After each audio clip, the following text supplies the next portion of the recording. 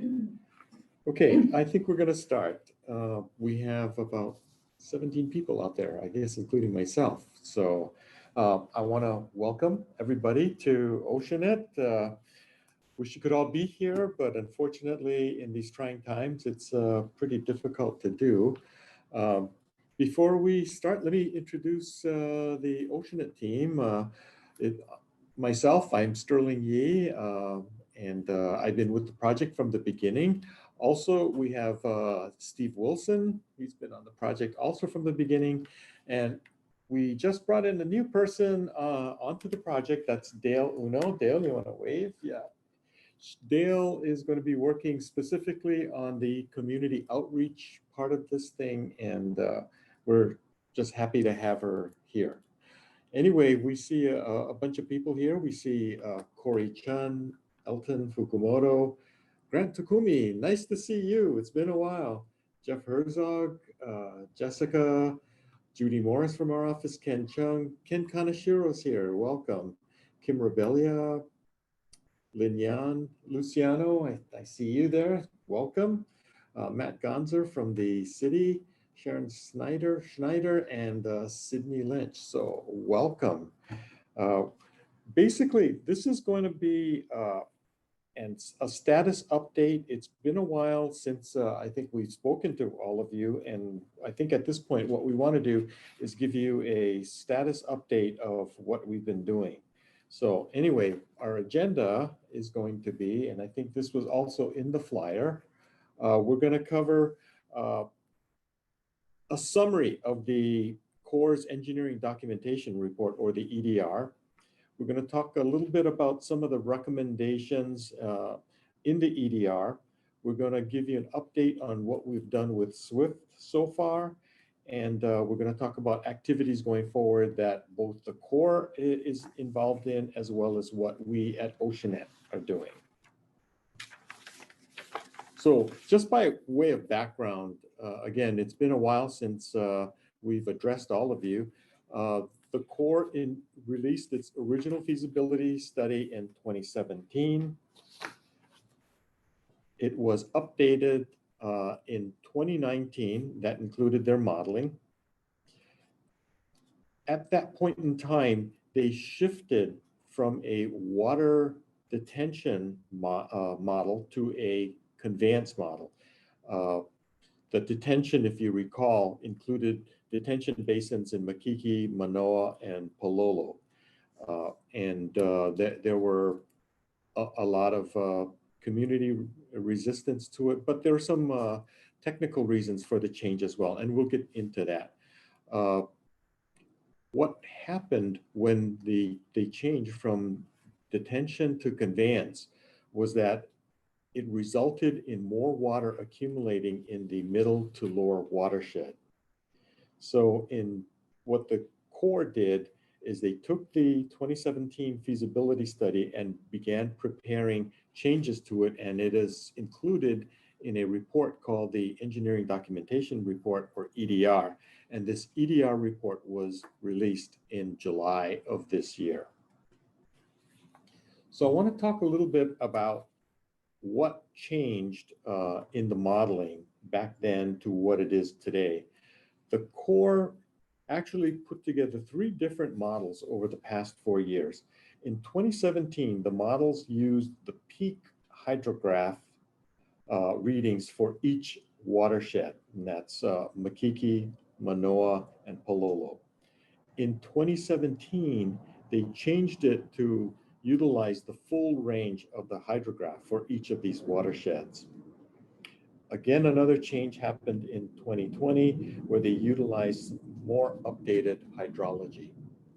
And what's significant about this is each of these versions produced different results, leading to a change in the Corps' proposed projects. Okay, I'm going to spend a little time on this because it's easy to get confused here because we've got quite a few maps. This is a picture of the original 2017 feasibility study in their models. So on the left is a picture of the terrain with no mitigation features at all. So what you're looking at is where it will flood if there were a 100-year event that happened today. And you can see by the scale on the lower right-hand part of the first graph or first picture, and that kind of tells you how much water is going to accumulate. And you can see basically all of the lower watershed just being completely underwater. On the right is what would have happened had they kept the original features, which would be the detention basins in Makiki, Manoa, and Pololo, as well as berms, and there were other features that has since changed, but you can see what the effect was had they used some of those features. Now, they weren't very popular.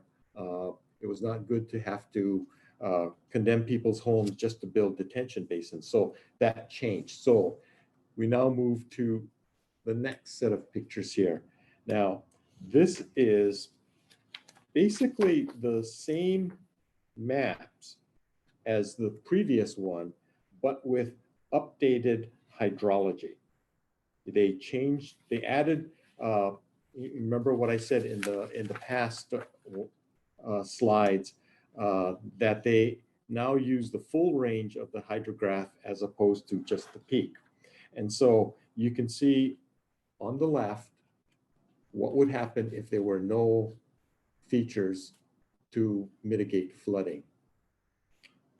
On the right is again, the same features that were eliminated. So the detention basins are still here, but you will now notice with the change in with the updated hydrology that a lot of those features didn't work, and you can see a lot of the flooding, although Waikiki remains fairly dry. But overall, these features really didn't work with the updated hydrology. And as a result, the Corps went back and did new designs. So that takes us to the 2020 features of the EDR. And that's what we have here. So again, the left is with no flood mitigation features. And on the right, it's with the EDR modifications, again, all in a 100-year event. And so you'll see that there's still water being accumulated in the lower watershed and basically in the Makiki, Makali, Mo'iliili area. You will see a lot of it in the golf course. But for the most part, Waikiki has managed quite well. So that's this is what is included in the EDR report that came out in July of 2020. Now, the next one, we were able to get from the Corps, and we appreciate their sharing of this. We were able to run the models on our own machines. And what you're looking at here is, again, on the left, it's the same as the previous one. This is the terrain without any features on the left. On the right, we ran the models with the EDR modifications, and we come up with slightly different results. I'm not sure what the difference is. We're meeting with the Corps on this, and in fact, we've had some discussions with Jeff, and Jeff knows about this, and so we're gonna start trying to figure out what is the difference between this and the last one, because we're definitely showing some water in half of the Waikiki area near the Kapilani Park and some of the other areas kind of going halfway down Waikiki. Okay, so that's kind of what we've done with the models. I'm going to turn this over to Steve, and he's going to talk about some of the modifications that were done in the EDR. A lot of this was already discussed by the Corps on Saturday's meeting. So if those of you who didn't go, we're going to try to do a summary of what the Corps presented on Saturday. Steve? Okay, so thank you, Sterling. So this picture here is not the normal picture that you're used to seeing, the tall picture. It didn't work to put the tall picture in, so we kind of cut off the top.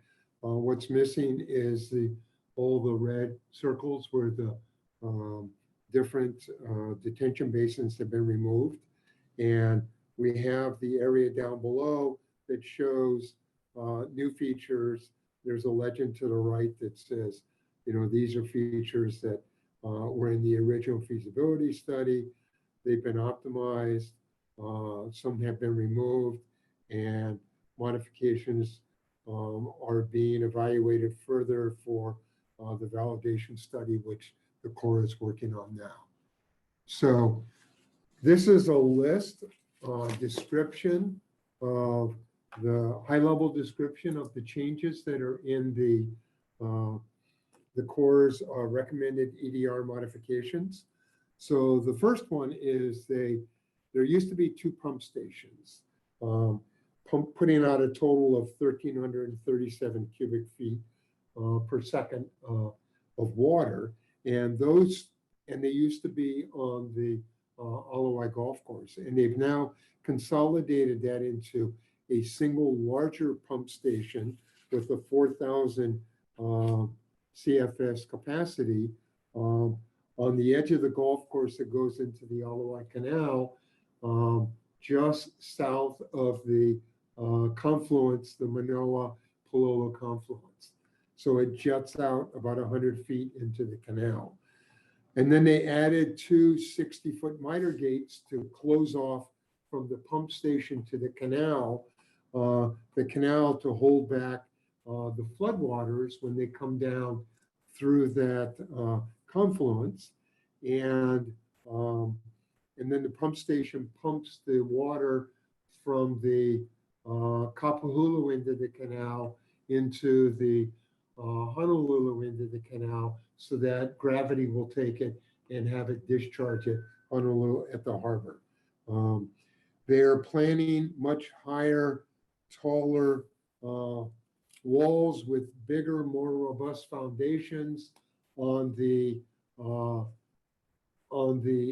Honolulu into the canal in order to hold the water that's being pumped over those miter gates, so that it can rise up as much as 5 feet on at the miter gate end, and then it discharges through gravity to the Ala Wai Boat Harbor, where the walls go down in height to about 1 foot on that end.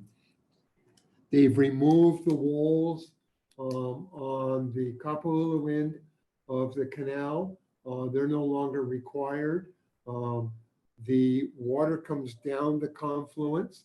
There's a weir that pushes some of the water into the Ala Wai Golf Course. So you can see the blue down in this area here, right down here.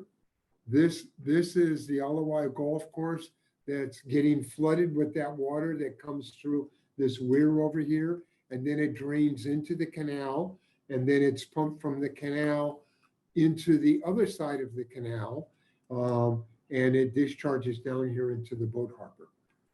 There's been a woodlawn bypass that's been added up at the Manoa Marketplace, designed to capture the water that normally overtops and floods Woodlawn Drive, and it sends it down this culvert and then back into the Manoa stream at a lower area, so that it's capturing the water that would not overtop over there. And they've increased the Manoa stream capacity by dredging the stream a little deeper and adding walls to prevent overtopping there, and encouraging the water to go into that woodland bypass. They've modified the Kanawai Field multipurpose detention basin. They've added a an additional wall there to hold some water back.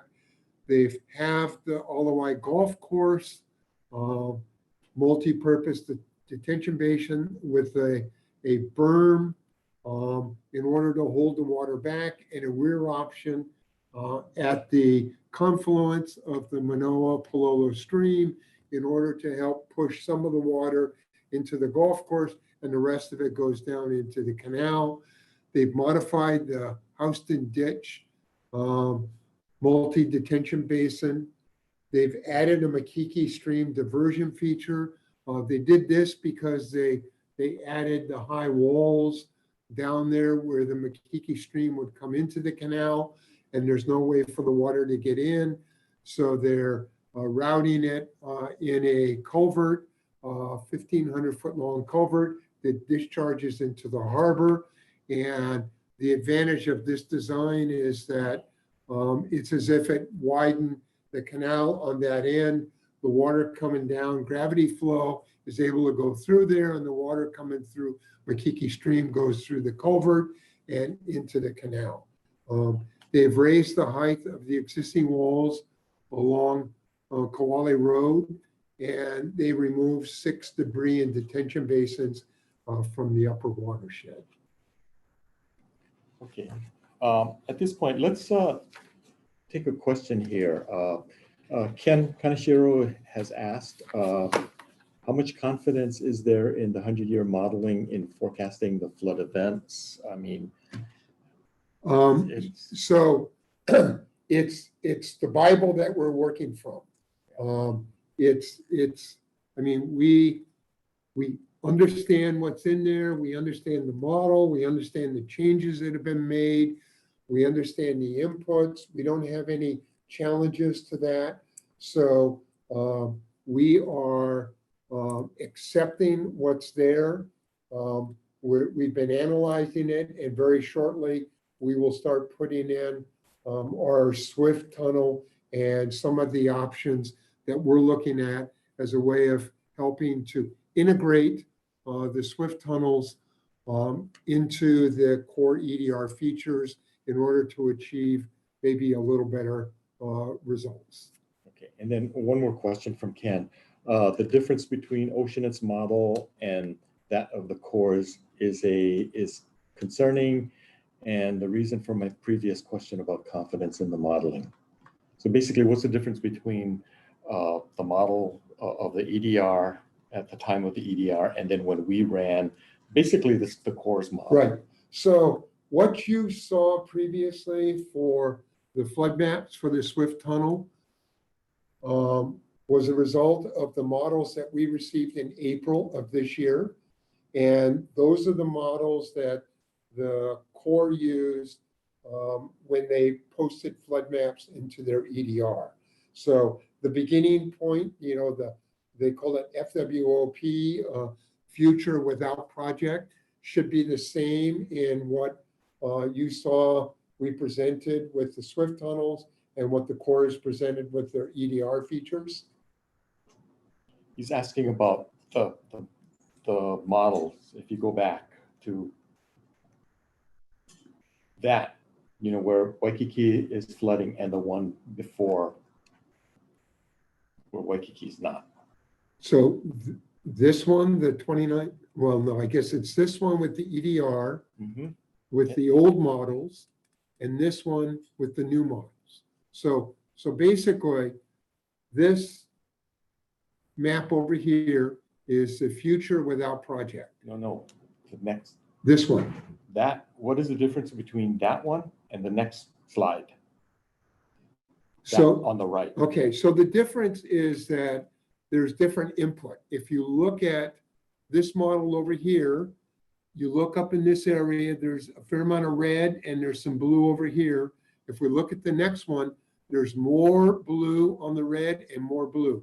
So this updated model that we got in October shows more water into the watershed. So it's an update of the hydrology. It's an update of the hydrology. And as a result, their model over here, if we go back, over here, their EDR model would contain the floods that was coming down, but in this new version, it looks like there's a little bit of overtopping.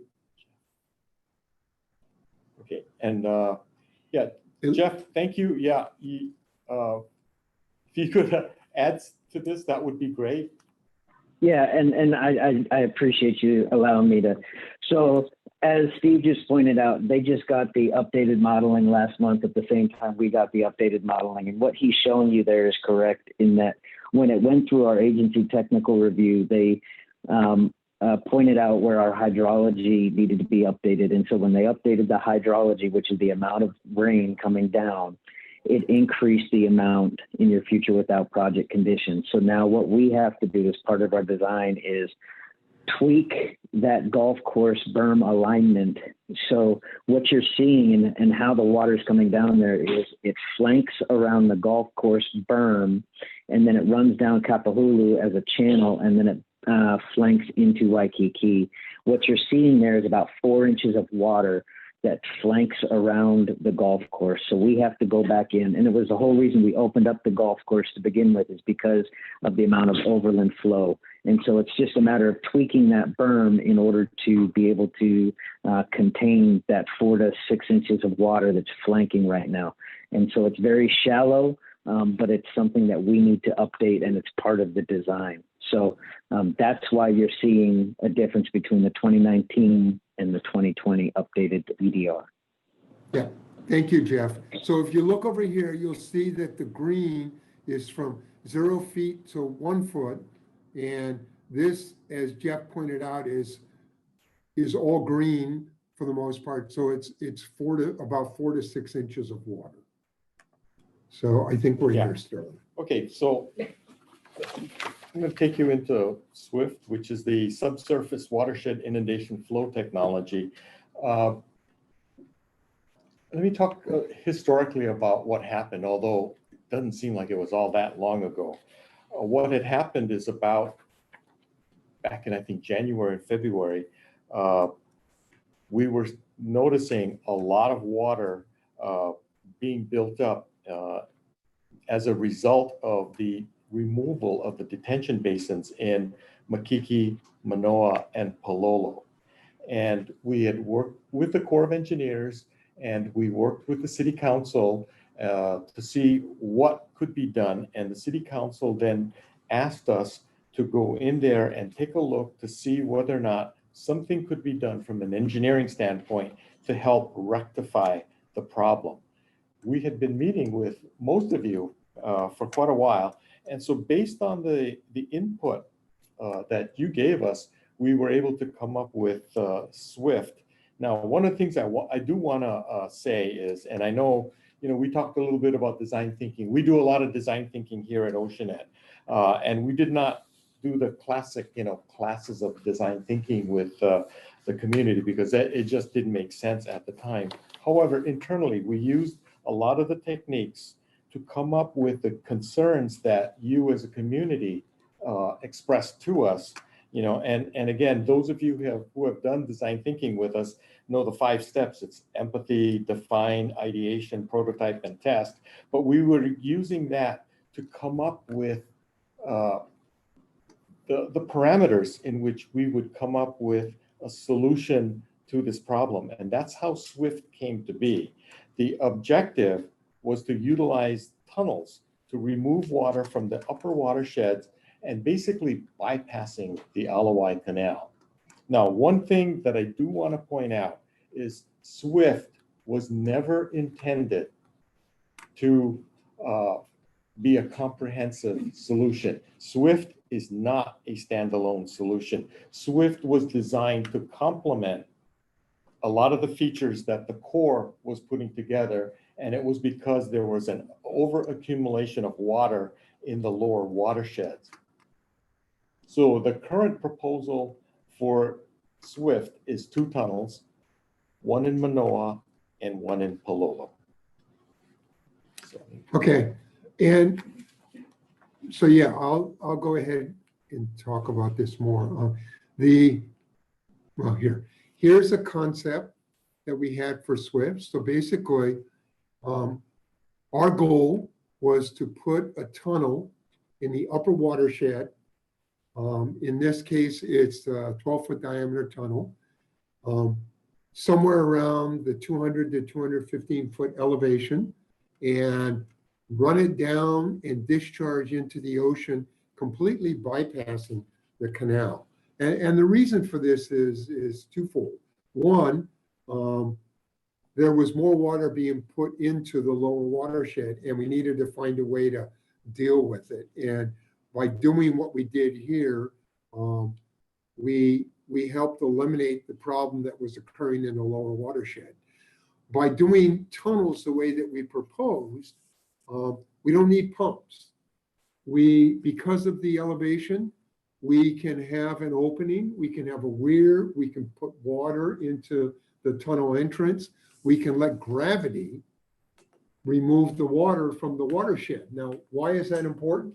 Well, if you have pumps, then you have to have two pumps because you need redundancy.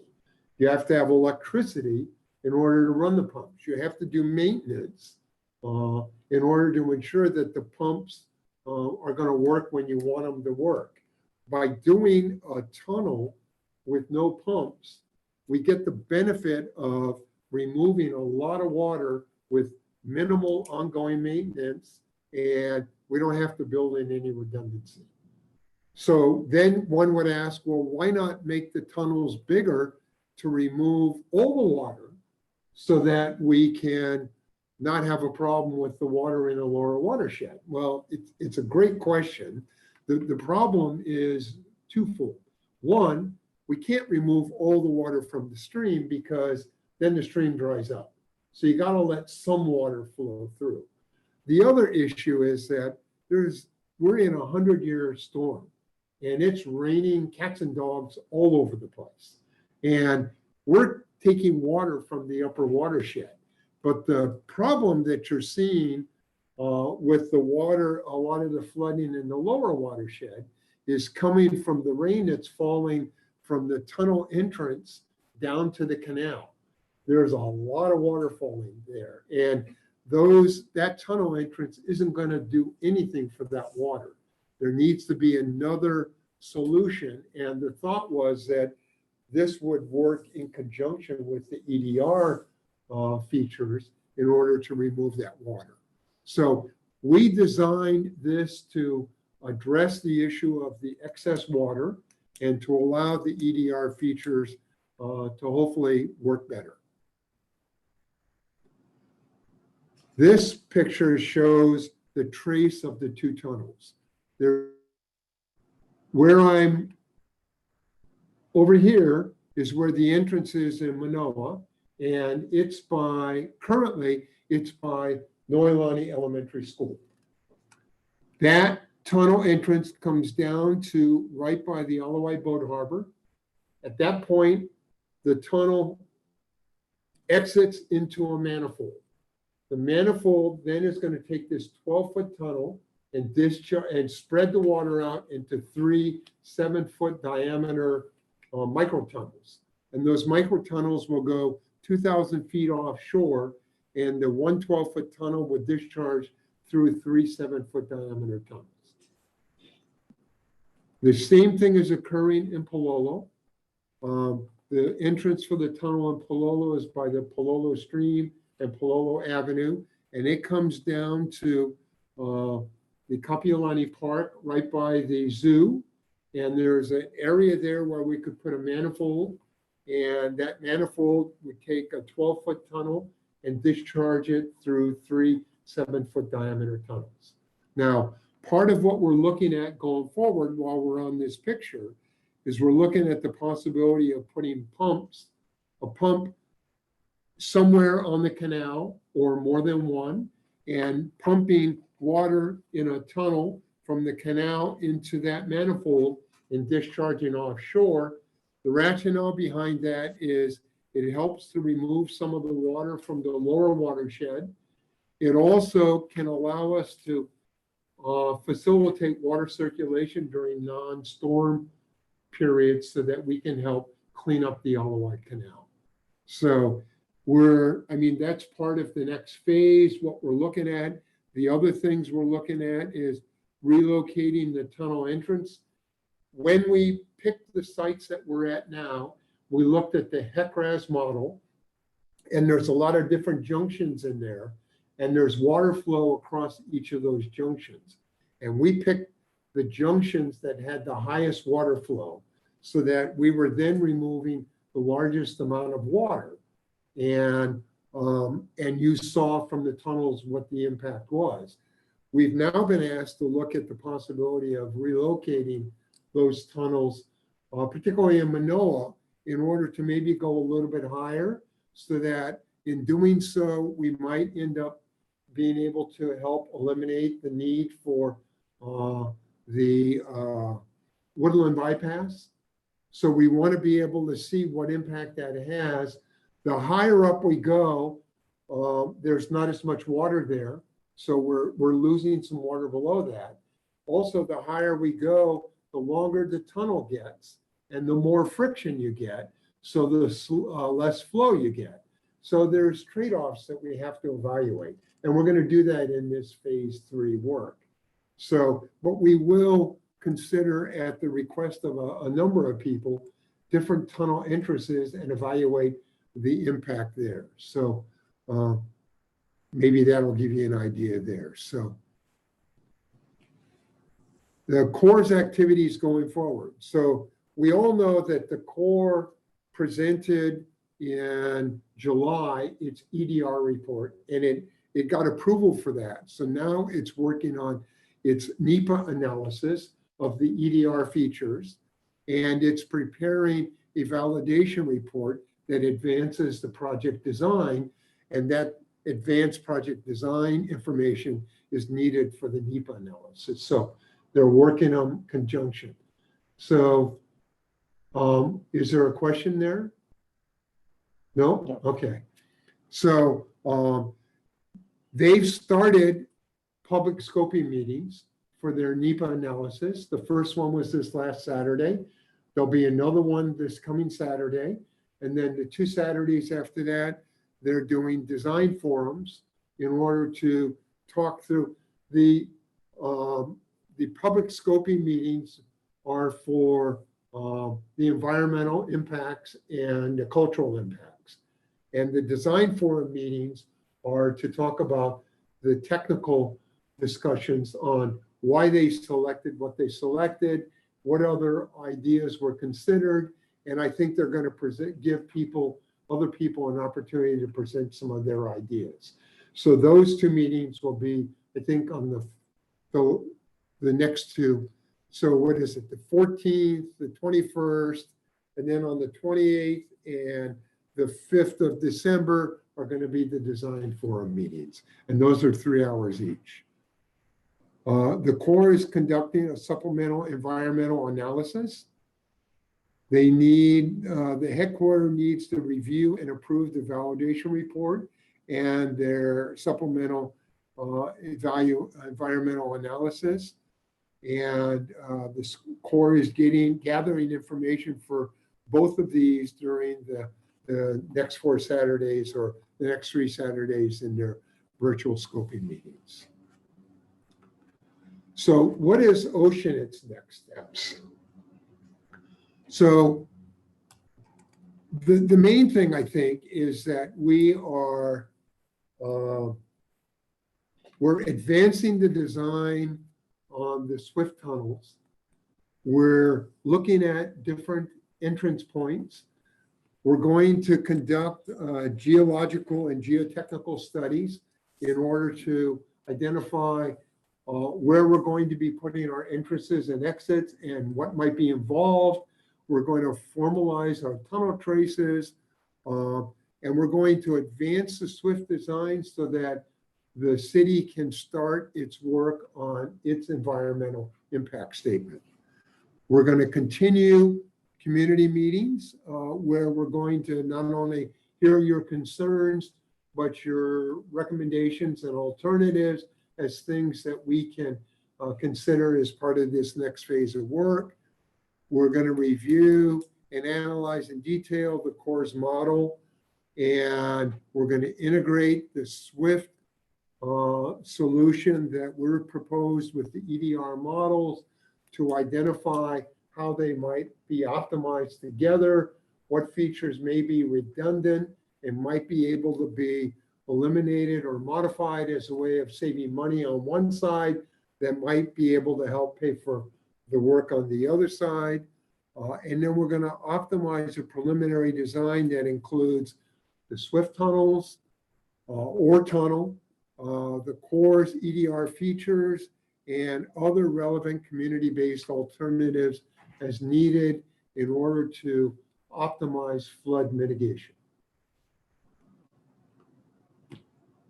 All right. So, questions before I go through the summary?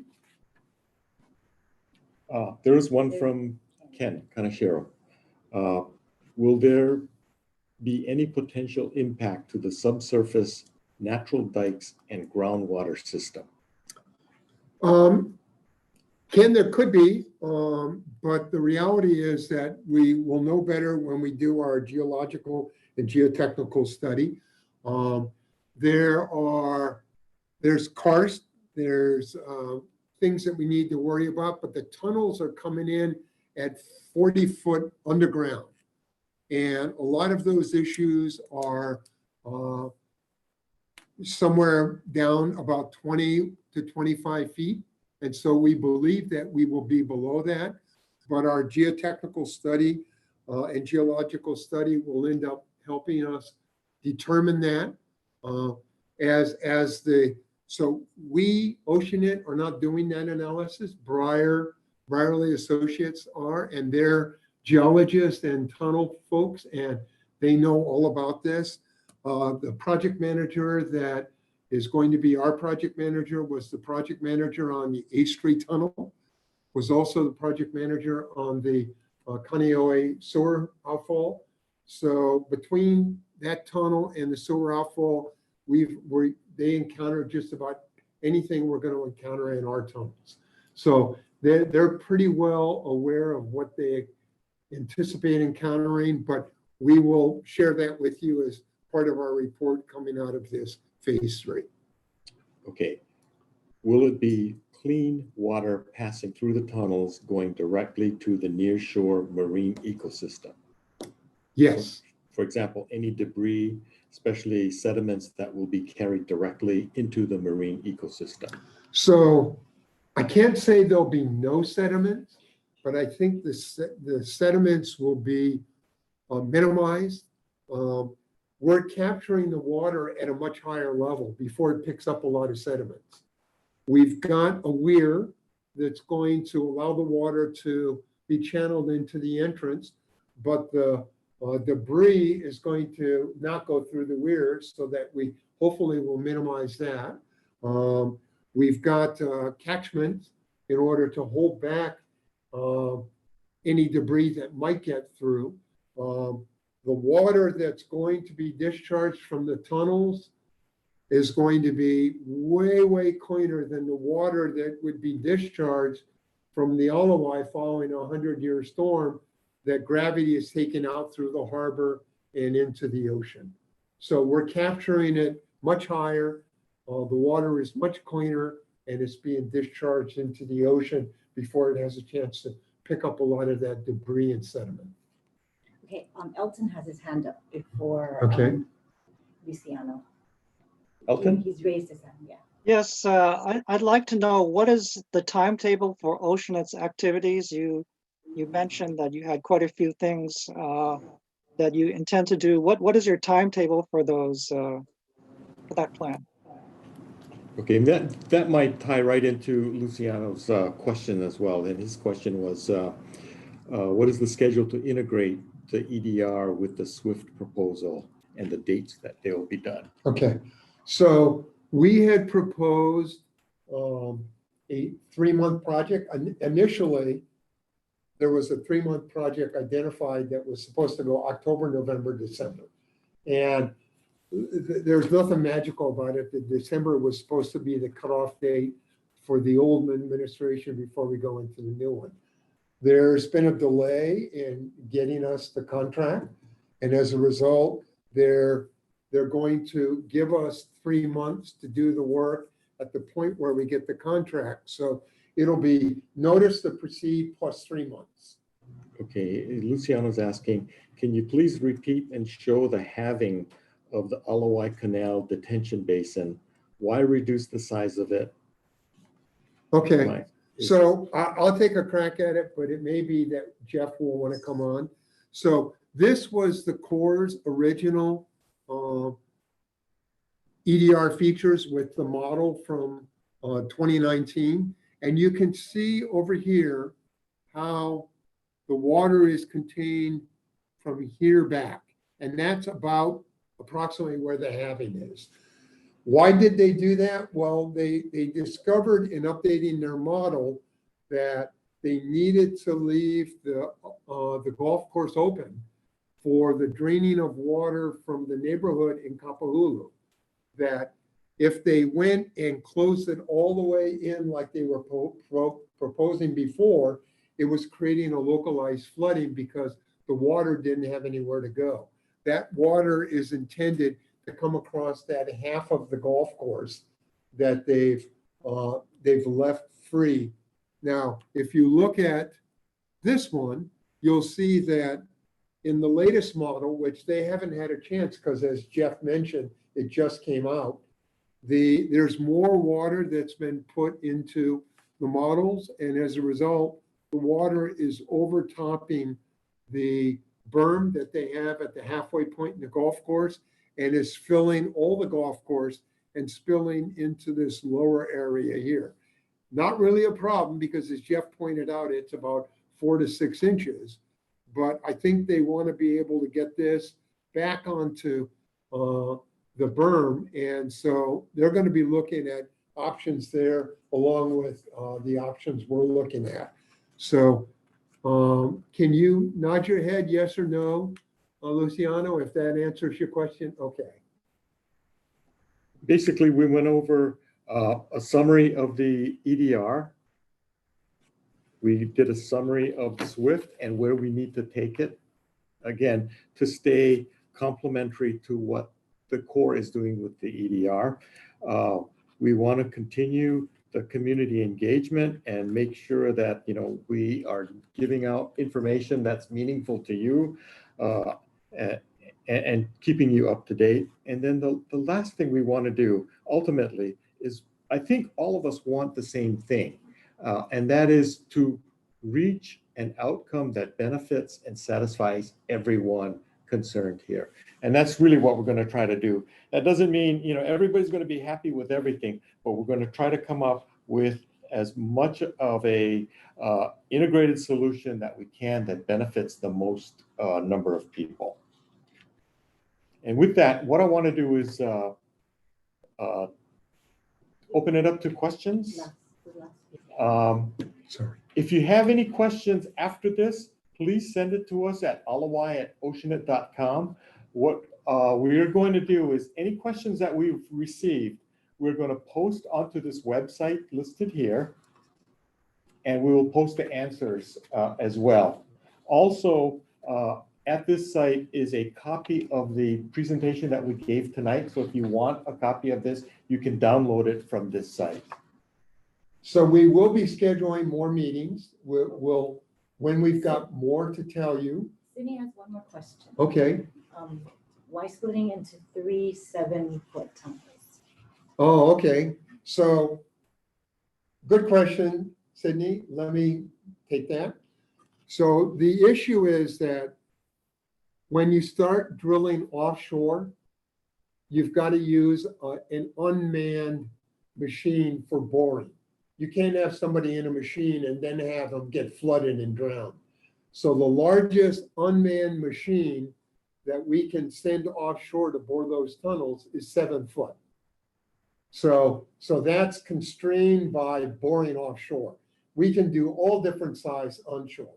So we took the area on a 12 foot and said 3 7-foot diameter tunnels are going to be needed in order to handle the flow coming out of a 12 foot. It's basically physics. It's a math problem. Yeah. So we'll have more meetings when we have more to show you. We're going to integrate the SWIFT tunnels with the new models. We're going to start evaluating different tunnel locations. Question or requests that we've had from Dave Latasi, Mike Elhoff, some other people, Jeff Herzog in the Corps. If you've got special requests, send them to us at the Ala Wai at oceanit.com. And then when we have the meetings, we'll bring you up to date on what we've been doing. We'll show you the results. We'll solicit feedback, and we'll do this frequently enough to where you have some input and you can see kind of our thought processes and where we're going.